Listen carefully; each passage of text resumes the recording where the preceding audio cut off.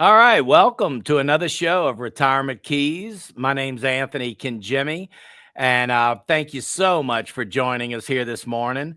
We have our fabulous, wonderful, awesome co-host, Mr. Tony Shore, who we've had on this show for 10 years now. And honestly, we couldn't do the show without him. Tony is just such a wealth of knowledge. Tony has the privilege and to be able to interview, I would say, some of the top advisors, retirement planners around the country. And so he has a very unique perspective because of his role as a co-host on so many retirement planning shows, again, with some of the top retirement planners in the country. So he's a very unique individual, and really just a wealth of support in these retirement shows, like I say, across the nation. So, Tony, again, thank you so much for being with us here today, as you are every Sunday. Well, Anthony, I don't know if I deserve that entire introduction. You're too kind, although you did nail it when you said I'm a unique individual. I think my wife and kids would agree with that, and most of the people I work with. I try to keep it fun. I try to keep it entertaining. You know that.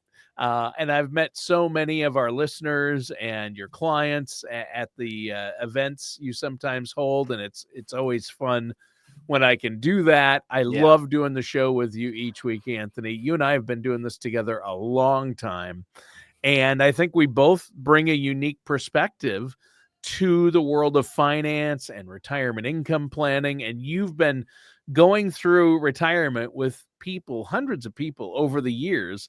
And so you've become an expert in this field of helping people plan financially for their futures.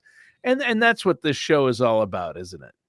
It really is, Tony. And as we march along, as you know, things change, right? So the main topics, let's say, of estate planning or income planning, tax strategies, healthcare planning, investment strategies, as main topics, of course, they'll always be tried and true.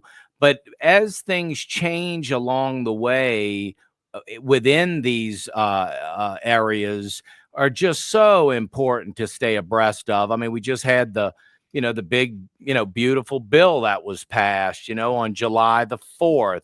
And so, of course, that has, offered up some unique planning opportunities. So, it's real important, as we try to say every week. You really should partner with a retirement counselor so you can not only have a plan in place, but that plan needs to remain relevant, as it relates to the changes and the times as you march along in retirement. And Sure. so we just, appreciate our listeners listening to the show. We try to offer the best content and the most relevant content at the time. Yeah, sure. And each week on the show, Anthony, you explore these different topics and talk to our listeners about tips and strategies to help them achieve their goals financially or retirement income goals and be able to live comfortably once they do get to that stage. But, it's never too early to start and it's never too late to start. You just got to start now if you haven't already. And today we're going to talk about taxes in retirement and how to have a tax smart retirement. And taxes play a huge role in what you do for your clients and in retirement planning, don't they? They really do, Tony. So often we get so wrapped up in rates of return and how's our money doing as it relates to the investment side of things. And of course, that is very important. But you have to consider taxes as well. You could do a great job on the investment side and then really just miss the mark completely on the tax side, and all the nice returns that you may have gotten, end up getting watered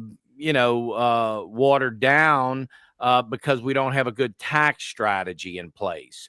And so, yes, today's show is wrapped around taxes and smart retirement strategies as it relates to tax planning. Yeah.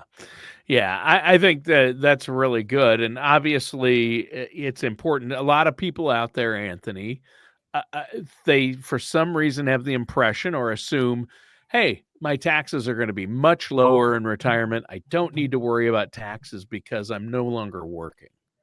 But that's just not true, is it? It really isn't, Tony. Everything is, especially in retirement. I would say the reason that it's so important is because your income and the investments themselves can be taxed so differently.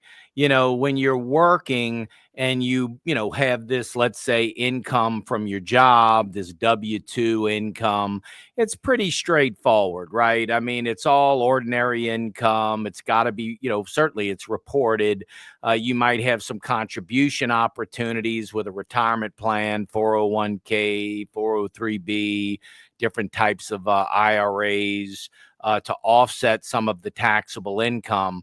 But in retirement, the investments themselves offer different tax scenarios. Heck, Social Security is taxed differently. So it really is important, and I would say every bit, if not more important, to really get a good handle on how your retirement income is being taxed, and is there a more efficient way to take distributions? Because remember, Tony, in retirement, we are taking distributions from our investments.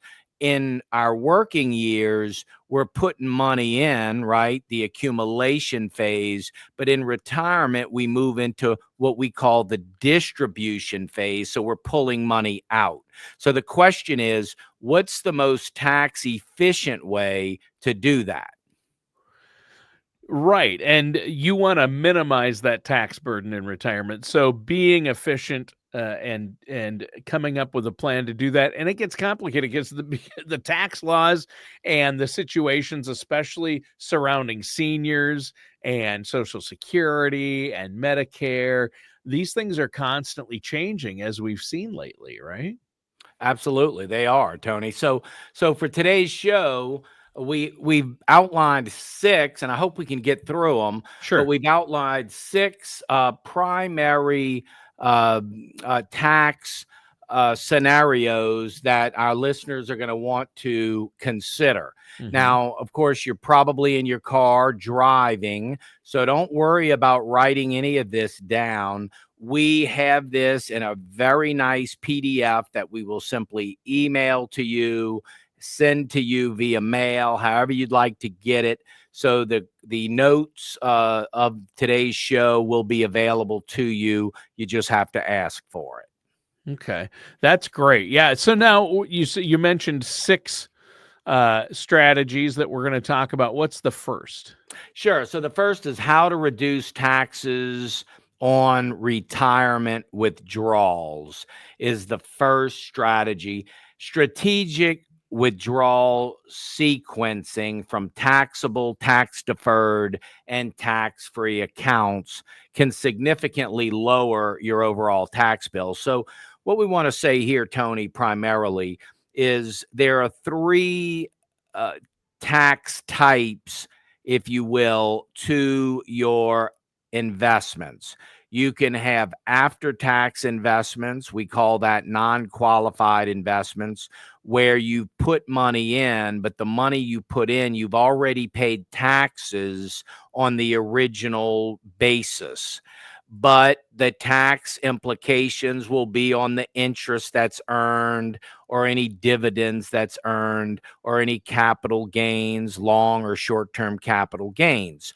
But all of the interest and the dividends, whether they're qualified dividends or not, and the capital gains within your non-qualified assets, your after-tax funds, is all taxed differently, right? Right. So then you have your pre-tax or your tax deferred accounts.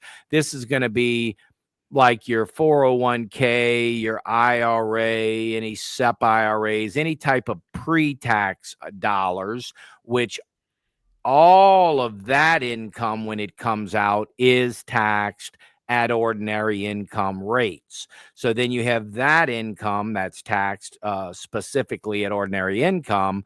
And then you have the Roth accounts, whether it be a Roth 401k or a Roth IRA. And as you know, Tony, if you meet the qualifications, all of your Roth income is tax free.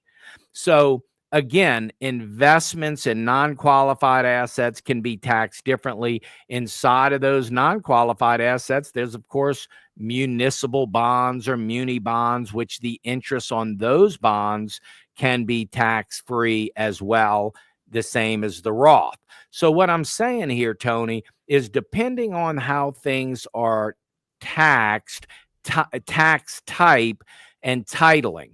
When we go through our financial overview, which is really a foundational report that we utilize when we are when we are meeting with clients, we're really looking for two aspects in that report: how things are titled and how things are taxed. And again, it can be non-qualified assets, it can be qualified assets, it can be Roth assets. And so when you go about structuring income, Tony, depending on what income you're drawing and from where is going to determine the tax efficiency of those distributions. So at the end of it, you're really looking for a tax smart distribution. It's really important. If you're pulling all the money from a tax deferred account, it's all taxed as ordinary income, but you could really be overpaying. You could be utilizing some of those non-qualified assets and using some of those Roth assets to bleed in to your overall distribution strategy to really lower that tax bill, Tony. Yeah.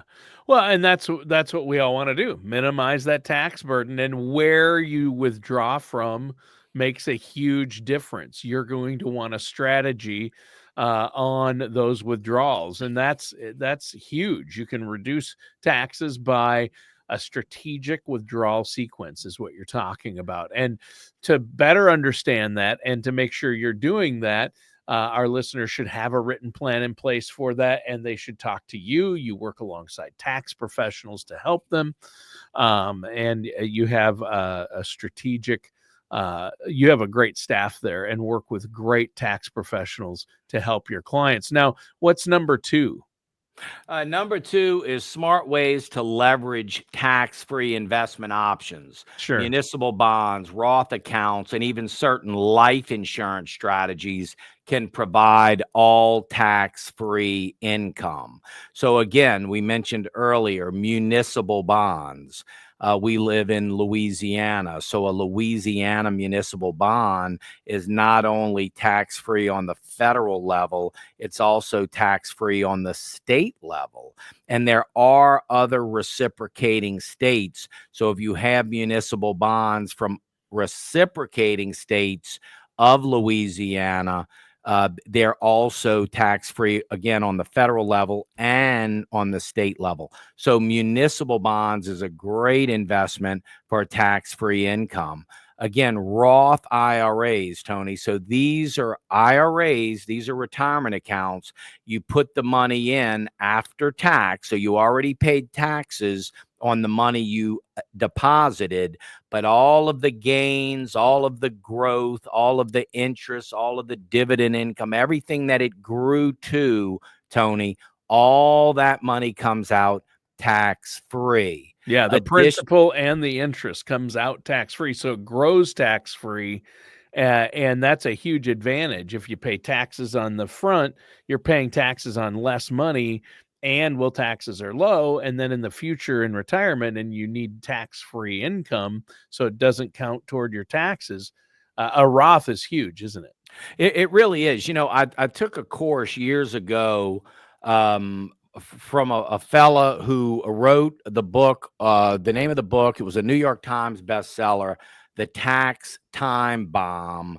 and Ed Slott.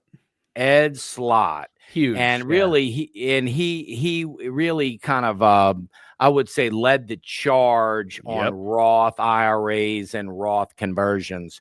But in the book, there was an analogy about the farmer and the seed and the harvest. And really, I think it paints the picture very well.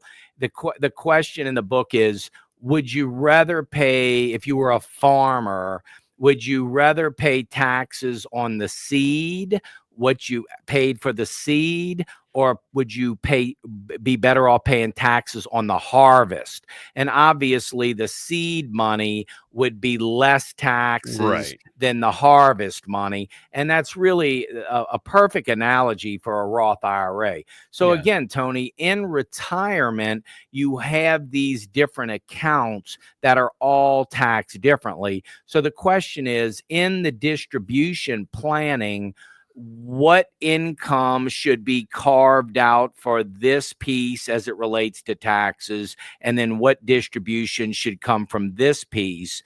And when you pull it all together, the end goal is tax efficiency. And I might just add, Tony, today, because of technology and how technology, frankly, I mean, we're not a lot smarter, let's say, but the technology is a Yeah. lot smarter. Yeah, exactly. Good And point. so what that allows, Tony, is for us as advisors to just do that much better of a job for our clients, utilizing the smart technology and the smart tax distribution strategies that are available to us today.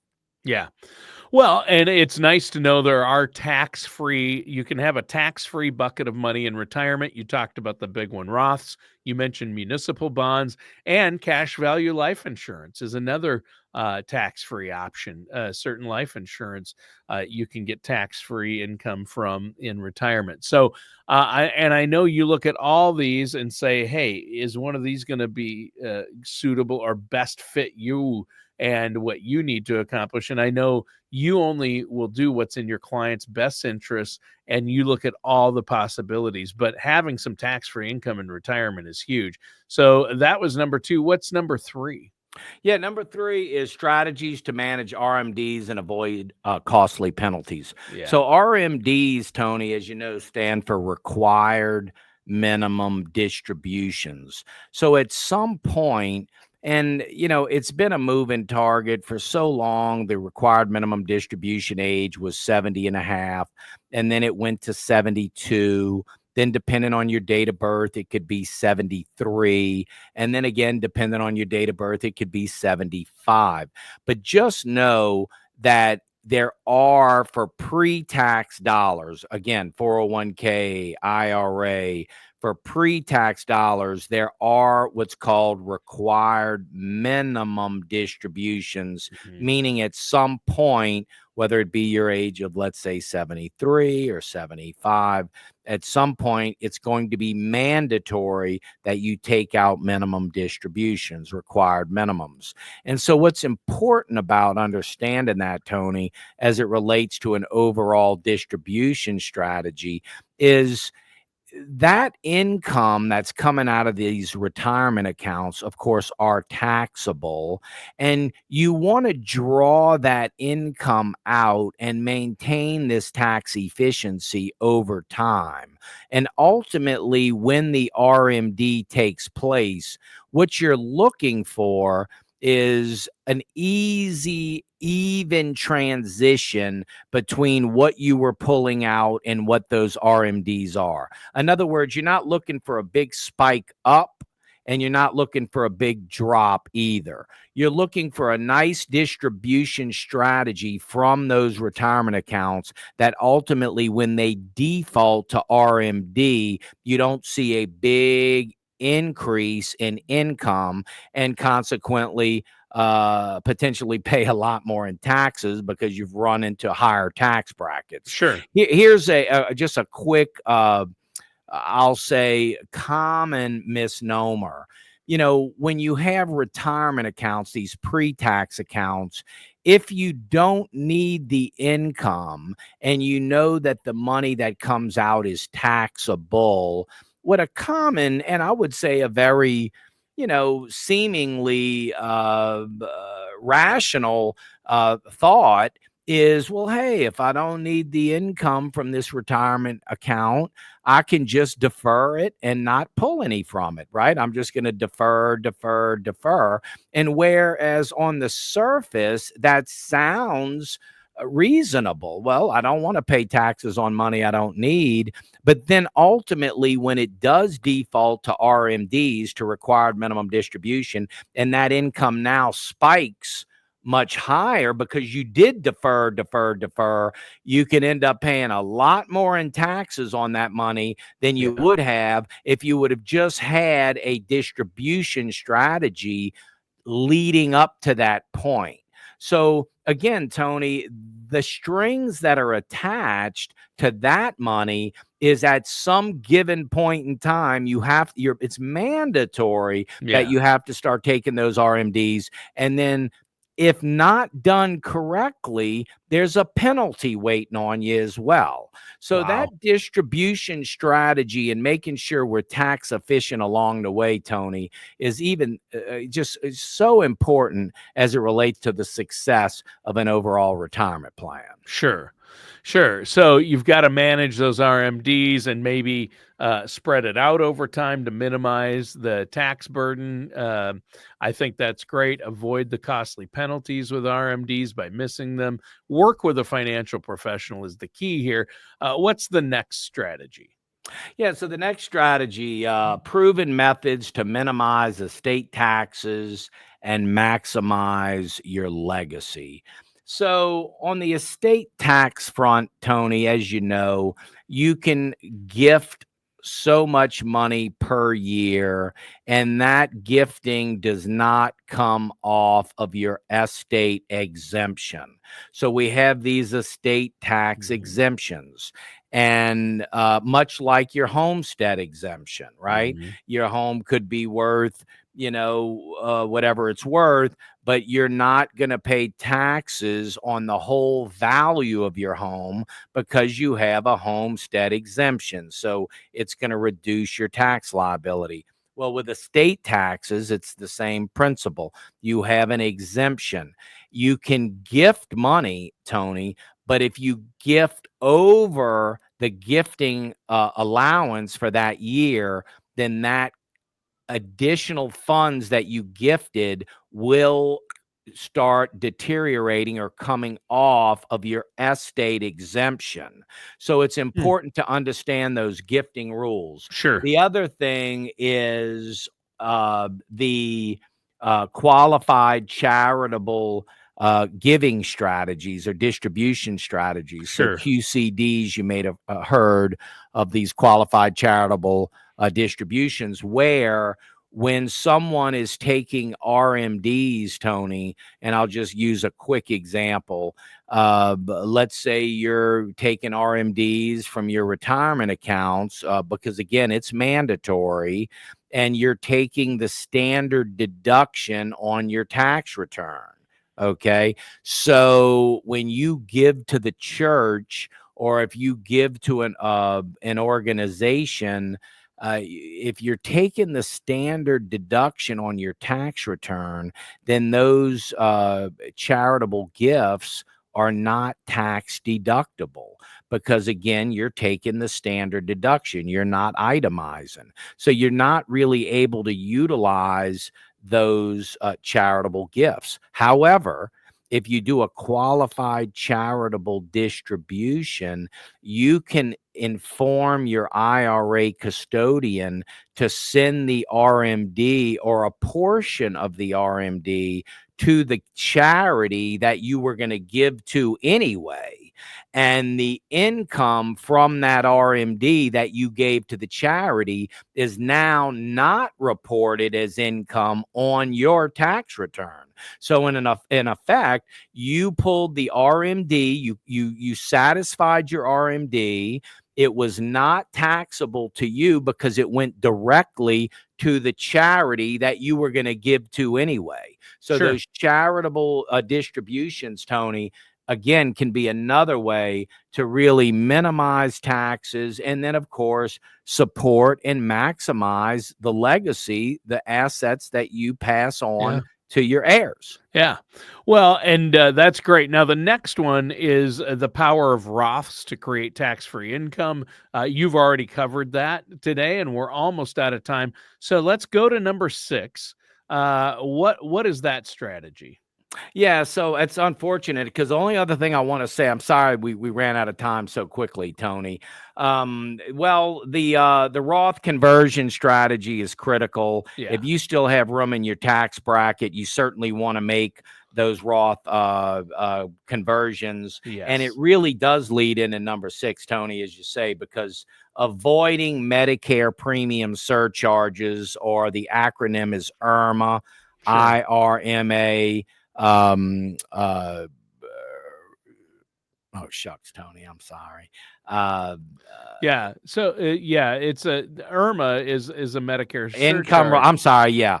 All right, so IRMA, income related Medicare adjustment, is Yep. the acronym Yep. IRMA. And so what it is, Tony, is you have to be careful as it relates to your income. You don't want the income to spike past this IRMA limit, or what ends up happening is your Medicare premiums can increase. They can go up considerably. So when you're talking about a distribution strategy and a tax efficient strategy, you certainly can't leave IRMA, or income related Medicare adjustment, out of the equation, because certainly if you can avoid paying higher Medicare premiums, you certainly want to be able to do that. So in short, a distribution strategy, Tony, a tax efficient strategy, really should be paramount in any overall retirement income plan. Yeah, it should be. And there are so many aspects to it. We didn't even get time to cover all of it, but it is so important to work with a trusted financial services professional like yourself. So before we go, how can our listeners set up that no charge, no obligation consultation with you and your team to get a plan in place? Absolutely, Tony. So just pick up the phone and call us at 504-828-2171, or go online at crescentcityretirement.com. We have a full tax planning platform where we will do all of the tax analysis. It's something that you should have in your arsenal of planning tools, and we're happy to provide that to you. Just call 504-828-2171, or visit us online at crescentcityretirement.com.